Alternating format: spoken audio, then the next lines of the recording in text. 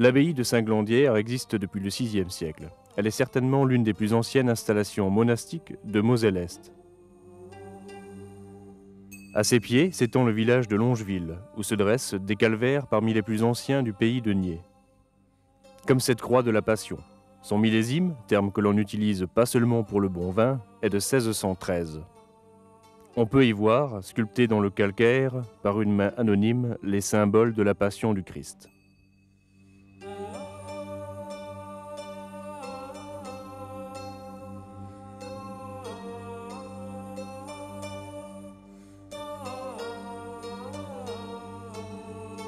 Le tout surplombé d'un ange montrant le Saint Suaire.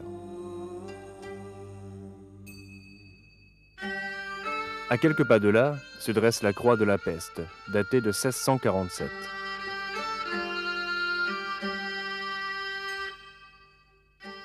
Sur les côtés, on peut voir, comme souvent dans la région, Saint-Roch le pèlerin et Saint-Sébastien percer des flèches de son calvaire.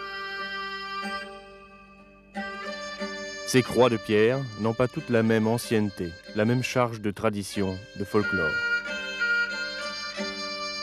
Plus rares sont celles liées à une légende remontant à un passé devenu mythique, comme certaines sources ou ces vieux chênes plusieurs fois centenaires. Il est un endroit, à quelques lieues de Longeville, entre Zimin et Allerin, où ces trois symboles sont réunis pour nous conter la légende de Saint Gangulf.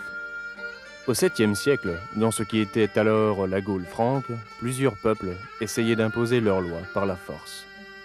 L'histoire est floue sur cette époque, mais la légende raconte qu'un chevalier burgonde, dont le fief deviendra la Bourgogne, vint en Lotharingie avec une armée chrétienne combattre les Alamans païens.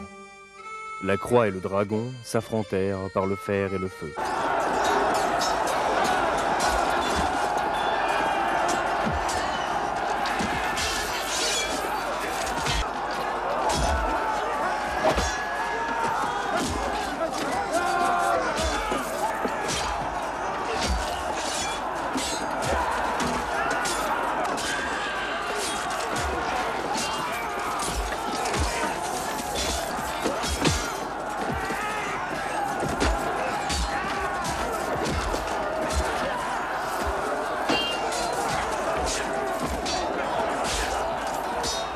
Gangulf et ses guerriers furent vainqueurs. Ils bivouaquaient près d'une source, vénérée depuis toujours, pour soigner leurs blessures. Ces hommes reprirent bien vite des forces, grâce aux vertus de cette eau.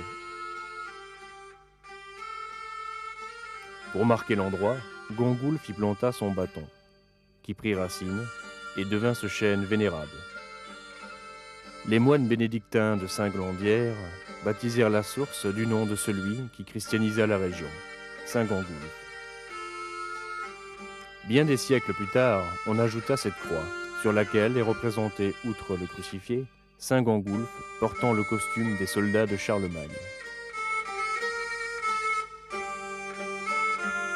On dit que certains soirs, l'esprit du lieu se manifeste sous la forme d'une louve.